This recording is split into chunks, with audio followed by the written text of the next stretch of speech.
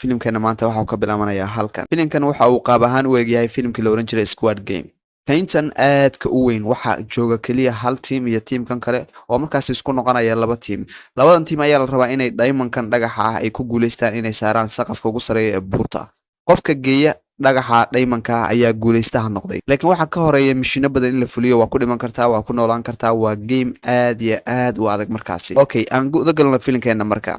Filimkeena marka wuxuu ka bilaabanayaa halkan oo ah kaynta filimka uu ka dhacayo. Kayntan waa kayn runtii aad u halis badan bahalaha iyo markaasi xayawaanaadka faraha badan ee jooga.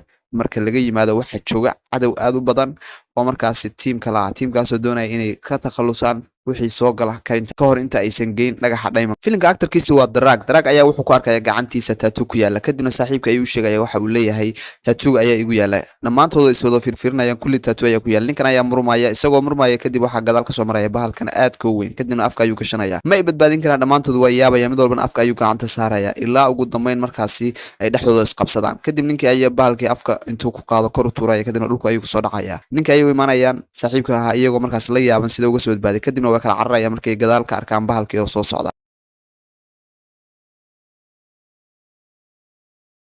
hal jiha ayay wada carreen iyagoo ordaya ayay wax arkayaan gaarigan, way la yaabayaan. Ninkan ayaa leh soo koro gaariga ayay sidii ku soo korayaan, kadibna ninkan ayaa waxa uu siinaya sharaxaad iyo qaabka lagu guuleysan karo oo laga bixi karo kayntan. Way weydiinayaan waxay leeyihiin kayntan see ku guuleysan karnaa, ilaa uu siiyo warqad ay markaas qoran tahay maapka meeshan sida looga baxsan karo. Kadibna actor wuxuu oranayaa maapkani way igu adeegayaan inaan akhriyo. Kadibna wuxuu leeyahay team ayaa ka horeeya, teamkana waxa hogaamiyay ninkan halkan ka muuqda. Maalmaha kamid ayuu leeyahay ninkan ayaan u tagay isagoo markaas dhagaxa diamond ah raba inuu saaro xagga sare intuu kala soo baxay, kadibna raba inuu qaato ilaa aan markaasi hunguriga galay oo aan dhagaxii isku dayay inaan anigu soo xado. Habeen isagoo jiifa ayuu leeyahay waxaan u yimi isagoo markaasi dhagaxii shafka ku haysta, kadibna waxaan ka qaaday dhagaxii si tartiib ah ilaa uu shimbirkiisa igu qayliyay, kadibna aan meeshii ka carar dartii ninkii waa igu kacay, kadibna laba xaba ayuu iga soo dabriday.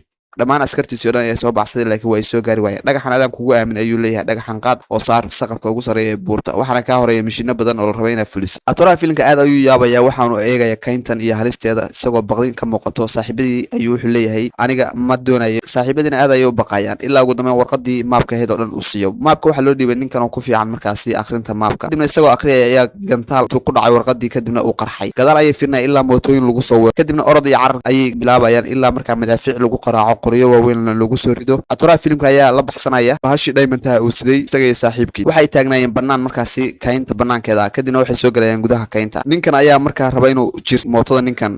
gabadhan ayaa soo boodaysa ilaa ay markaasi action fiican ay ku samayso oo ninkii ay mootada ay ku disho. kadibna atooraha iyo ninkii madooba ayaa soo baxaya iyagoo markaasi labadana waxay haystaan dhagaxii diamondka ayay boorsada koodaan. kadibna saaxiibka ayuu boorsada uga saaraya, ushana ayuu leeyahay aan isaga celino afartan ayuu ushii atoor ku turaya, laakiin ushiiba waxa maysan tirin. saaxiibka ayuu fiirinaya sida uu markaasi u khasaariyay ushii. kadibna way soo cararayaan, kadibna way cararayaan si ay meesha uga baxsada. xabada ayaa lagu soo ridaya, kadibna saaxiibka wuxuu leeyahay uma ordi karo. dhabarka ayuu saaxiibka kusoo qaadaya. ninkan iyo naagtan iyaguna waxay ku godansayn halkan ilaa ugu dambeyn ay soo gaareen meel waterfall ah oo markaasi buuraha ay biyo ka daataan. kadibna gabadhii ayaa iska tuuraysa, waxay leedahay anu xabada uma adkaysan kara, buurtan ay iska tuuraya. kadibna saaxiibkeed ayaa markaasina ku xijiraya ilaa labadii oo is-saaran ay markaa iyaguna buurtii ay ka daataan. kadibna laadarintu iska laabanayaan, waxay ku laabanayaan ninkii markaasi laadarka ahaa booskoodii. waxaana uu sheegaya inay ku guuleysan waayeen mishinkii. madaxa ayay memeerinaya ilaa ugu dambeyn mid kamid oo soo qabto oo yidhaahdo adiga ayaan ku dilaya haddii aad keeni weydo.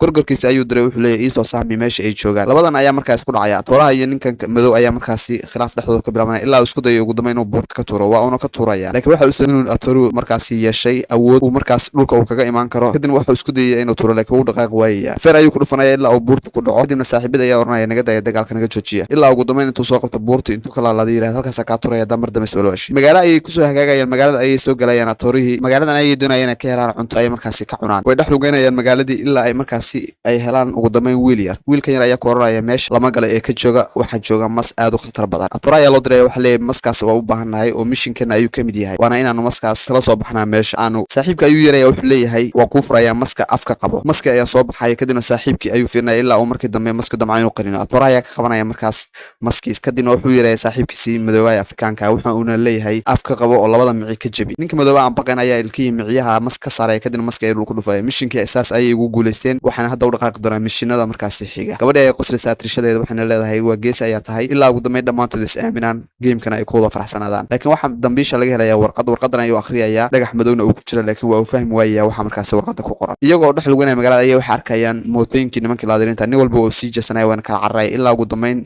laadarkii uu soo galo magaalada uuna baxsado tiimkii hore waxaas ka hor imaanaya ninka ugu xoog weyn tiimkaas kadibna way isdagaalayaan ilaa markaasi hore intuu gacanta qabto hal feer ku dhifto hawada u diro kadibna wuxuu la dagaalamayaa nimankii kale ilaa uu markaasi mid uu qaraaco kadibna wuu baxsanaya wuu cararaya laakiin mindiya ayaa lagu soo turaya. saaxiibkii oo mindi ku soctay ayuu ka qabanaya kadibna ninkii ayuu gacanta jabinaya ilaa ugu dambeyn oo isagana hawada u diro. laadarkii wax saarkaya toorihii kadibna wuxuu ku soo kicinaya qiiq iyagoo ay yaaban oo markaas meel ay ka baxaan la ayaa nin markaas isagu filinka isaguna ku jira oo ninka shanaad ku noqon doona ee filinku u weheliya ayaa wuxuu ku soo saaraya godkan dhulka hoostiisa dab ayuu shidanaya wuxuu leeyahay dhaqdhaqaaqa yare ee aamus. iyagoo godkii socda ayay waxay arkayaan markaasi arrin la yaab leh. arrintan ayaa markaas in godkan sixir uu ku jiro kadibna falaaro lagu soo gamo falaari ayuu leeyahay iska dhinaca u baxa kadibna wuxuu arkayaa god kale godkaasna waxaa ku jira bahalo aad u xoog badan oo markaas raba inay cunaan. wuxuu leeyahay waa inaan bridger samaysanaa si aanu labada god uga gudubnaa dhexdooda kadibna gabadhii atirshada ayaa ku hormaraysa way ka gudbaysaa kadibna yaxaas ayaa afka soo kala qaadaya toori tartiib ayuu soo marayaa ninkii kale isagana saaxiibkiisa uu soo maraya ee burnaa ilaa marka ugu dambeyn ay kaynta gudaha usoo galaan kana soo baxaan magaalada dhulka hoosteeda ka dhisnayd. laadarka ayaa xanaaqaya wuxuu leeyahay maxaa u sii daysay ninkii atooraha ee bahalka dhaminka hayay ilaa marka dambe afka intuu dabqalooc ka soo saaro uu ninkii dilo. kayntan iyagoo iskaga baashaalaya maqaayad yar iska samaysta iska fadhiya iska shaaxaynaya ayay waxay wareysanayaan ninkan iyo qaabka uu ku yimi ninka iyagoo sheekanaya qaabka uu ku yimi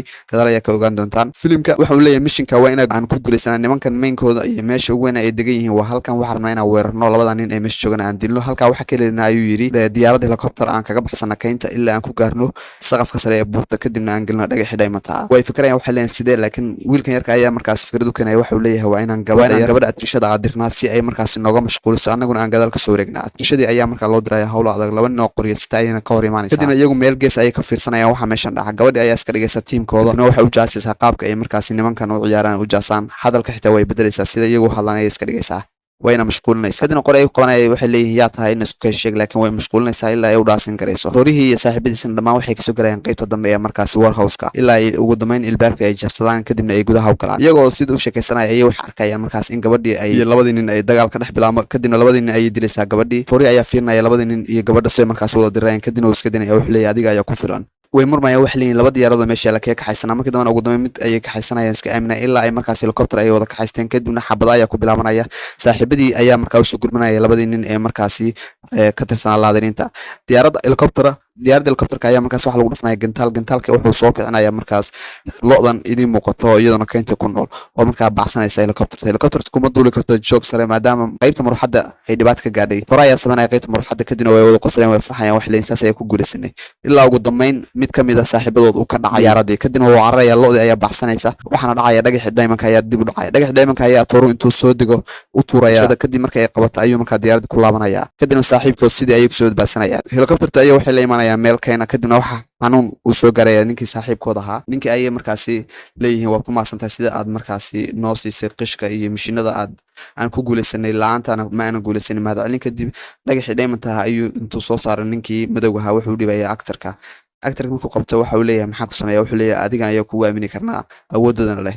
kadibna wuxuu uu samaynayaa atooro intuu geedkan koro ku qariyo dhagaxa laakiin wuxuu arkaya bahalka yar ayaa ka cabsinaya kadibna ilaa uu kasoo dhaco oo dhulka uu yimaado kadibna wuxuu arkaya shabeel hortaaga shabeelkii atoori ayaa isdiriraya say wax u socdaan aan ka warhayn laakiin saaxiibadu weli waa kuwa aan warhayn. mootooyin ayaa lagu soo weeraraya shabeelka waxaa iska dhalay nimankii laadirinta ay doonayeen dhagaxa diamondka dib uga soo ceshtaan nimanka. wiilkii waxaa iska hor imanaya shabeelka ayaa soo boodaya ilaa markaas ugu dambeyn ay nimankii laadirinta ay qabtaan atirishada kadibna ay ku xiraan mooto.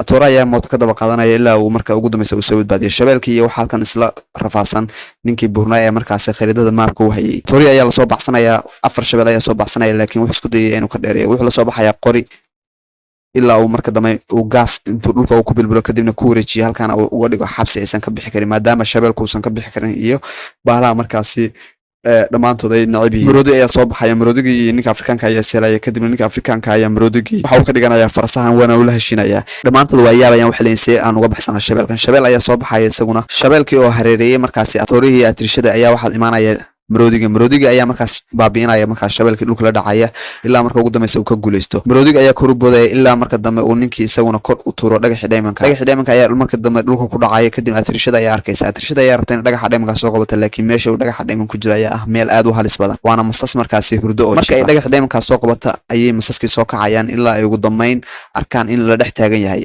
laadarka ay arkaya wuxuu leeyahay stage dhagaxa ii soo tuuro, haddii kale masaska ayaan ku adeegsanaya. kadibna waa weydiidaysaa waxay leedahay may. masaska ayaa gabadha markaasi qaniinaya, laakiin awood gaar ayay haystaa. qofka dhagaxan haystana awood ayuu leeyahay. kadibna waa ay isbaabiinaysaa. toorihi ayaa dhagax intuu qaato wuxuu la korayaa buurta si uu mishinka usoo fuliyo. waxaanu qaadanaya xarigan idin muuqda ilaa ugu dambeyn uu dhakada sare ee buurta u yimaado isaga iyo atirishadii. waa action aad u qurux badan oo markaasi filimkan u noqday markaasi in lagu xayeysiiyo ilaa ugu dambeyn mishinkii uu sidaas success ku noqdo. atoorihina uu ku guuleysto in dhagaxii diamond ahaa uu dulgeeyo saqafka sare ee buurta, kadibna ay wada guuleystaan gamekana ay iyagu markaas noqdaan winner of the game. way imaanayaan, waana isku imaanayaan, kadibna way ishambalyeynayaan. ninkii dhagaxa u dhiibay ayaa u imaanaya, kadibna gacmaha ay istarayaan. waxaanu leeyahay mid walba gacanta ay geliyay waxa uu laaban doonaa magaaladiisii ilaa marka ugu dambaysa atoorihu isna isdhiibayo oo gameka sidii uga baxaya. kadibna ay kusoo laabanayaan qolkan idin muuqdo oo ah markaasi magaaladii ay degnaayeen. dhammaantood sida ayuu salaamay. daawadayaal filimkeena hadda maanta intaas ayuu ku eegahay. waxaa jira xalqa labaad uu filimkan uu leeyahay oo qaybtiisa dambe ah. filimkan waxa uu leeyahay qayb labaad oo ka xiiso badan qaybta hore. waa soo turjumi doonaa sida ugu dhaqsiyaha badanna waa usoo gelin. fadlan waxaa ka codsanaya muuqaalkana like noo saartid, channelkana subscribe tirahdid. waad ku mahadsan tahay daawashada muuqaalka haddii aad intaa nala soo gaadhay. waxaana si maalinla usoo gudbin doonaa filimaanta xiisaha badan ee markaasi aad ku qancin doona.